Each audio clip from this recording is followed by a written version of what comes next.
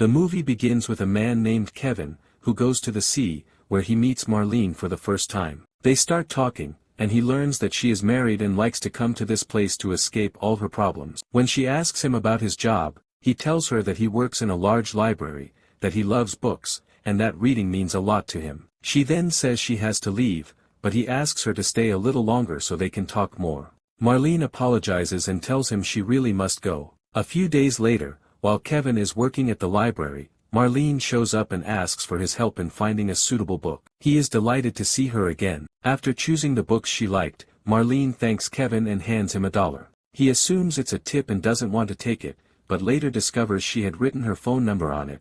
That was the real reason she gave it to him. The next day, Kevin calls Marlene, and she is very happy that he remembered her and reached out. He tells her he wants to meet, but she apologizes, saying she's busy at the moment because she's at home with her husband's daughter, Astrid, and has to stay with her since her lover is around. Kevin is upset that he won't be able to see her, but she tells him she also needs to see him and promises they will meet soon. A week later, Kevin is at work speaking with his colleague Kim, who clearly seems interested in him. At that moment, Marlene enters the library with Astrid. Kim notices the way Kevin looks at Marlene and feels jealous. Kevin goes over to help them and senses that Marlene came just to see him. When talking to them, Astrid says she's looking for a specific book.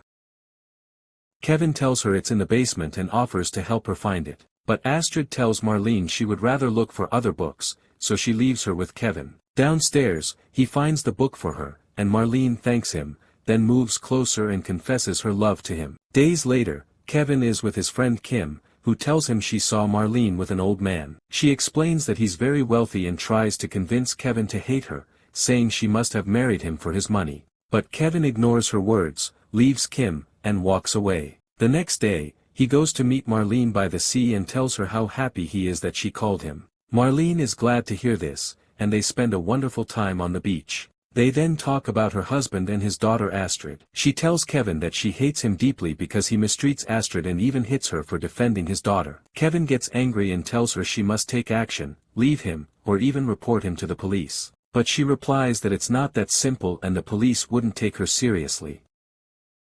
Later, as they are about to leave, Kevin realizes he has lost a pendant that means a lot to him. Marlene offers to help him look for it, but he insists he will do it himself and tells her to go so she won't be late, as her husband might beat her if she comes home too late. A week later, while Kevin is jogging as usual, his phone rings, and he is thrilled to see Marlene calling. They meet the next day in her car. As they talk, Kevin senses she is upset. When he asks, she tells him her situation with her husband is getting worse and that they might not be able to see each other again. Kevin angrily insists that their story cannot end this way, and that she must find a solution, even if it meant killing him. Marlene apologizes for putting him in this position and tells him she has to go. Kevin gets out of the car and leaves her. Weeks later, while Kevin is returning from work with Kim, they run into Marlene by coincidence. She is sitting with Astrid and her boyfriend. Kevin asks Astrid about the book he gave her to help with her research, and she thanks him, saying it was very useful.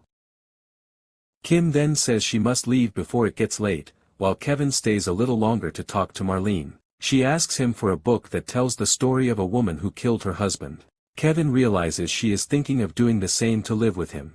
He tells her about the book's story, says that the woman was happy in the end, and then leaves. That same day, while Kevin is sitting alone, his phone rings again. It's Marlene. When he answers, she tells him the situation they were in earlier was very difficult and that she couldn't express how much she missed him. Kevin tells her he missed her too, that they must find a solution to their situation, and assures her he's ready to do anything for her, even what she mentioned earlier about the book. Marlene says she's also ready to take that step with him to get rid of her husband and live together normally. The next day, they meet to discuss the details of the crime they are planning.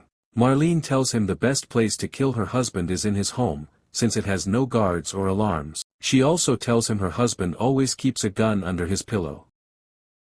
Kevin hesitates and asks her if she's doing this out of greed for his money. She gets upset and tells him all the money would go to his daughter anyway, since he had already signed everything over to her. She only wants to escape the torment she lives in.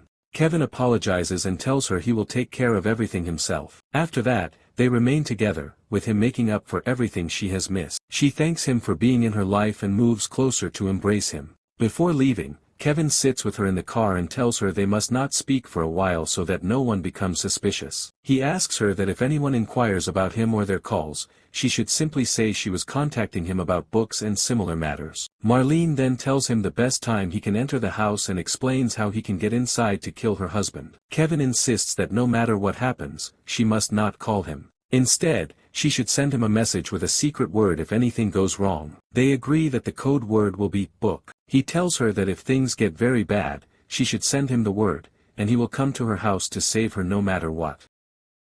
Marlene thanks him for everything he is doing for her, and he leaves. A few days later, we see Kevin sitting with Kim, who finally decides to confess her love for him. He has no choice but to turn her down, telling her there is someone else in his life. Kim feels hurt and embarrassed, then leaves in sadness. That same night, Kevin heads to Marlene's husband's house to kill him, but we learn he had met Kim earlier to make her an alibi witness, that he was busy that day and had nothing to do with the crime. Kevin sneaks into the house wearing a mask and quietly makes his way to the husband's room. To his surprise, the house is empty. Frustrated that his plan has gone to waste, he prepares to leave. Suddenly, the door opens, and he hides quickly. Marlene's husband returns home drunk, speaking on the phone with his daughter and clearly not fully conscious. Kevin seizes the opportunity to attack, but he makes a noise that alerts him. The husband rushes to his room, grabs the gun from under his pillow, and points it at Kevin. Suddenly, someone appears from behind, strikes him on the head with a sharp object, and kills him, saving Kevin.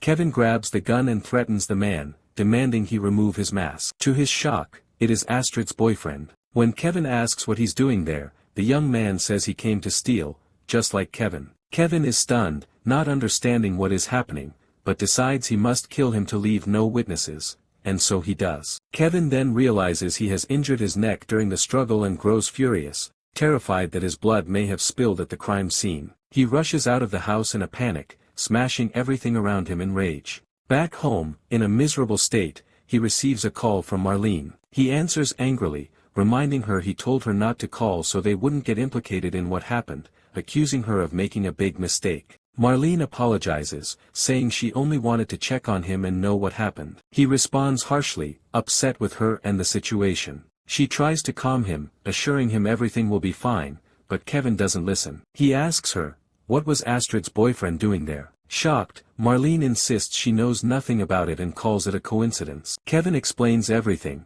telling her he didn't kill her husband but was forced to kill Astrid's boyfriend instead.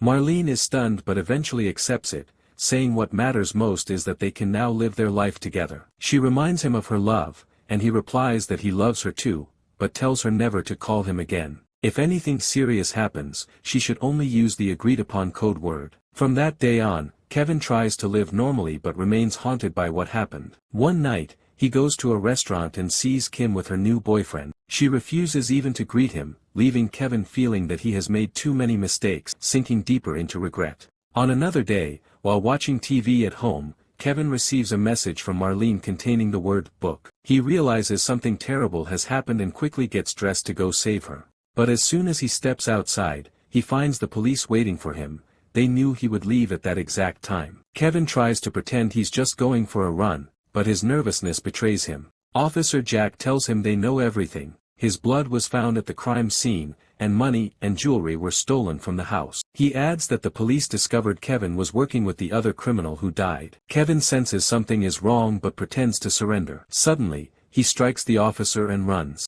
The police chase him, but he manages to escape and hide. After a while, he decides to go to the place where he usually met Marlene, only to find the police waiting there as well. Confused, he wonders how they knew. They tell him a woman called them and gave them the information. His shock grows when he learns that the pendant he lost was found at the crime scene. At that moment, Kevin realizes Marlene had planned everything, using him as a tool to get rid of her husband. Suddenly, his phone rings. The officer warns him not to put his hand in his pocket, fearing he might pull out a gun. But Kevin feels compelled to answer. The moment he reaches into his pocket, the police open fire, killing him instantly. Some time later, we see Marlene living with Astrid, revealing that both of them had been manipulating their lovers to get what they wanted, successfully killing Marlene's husband and Astrid's father at the same time. And here, the film ends. If you enjoyed the movie, don't forget to subscribe to the channel and like the video so you won't miss anything new.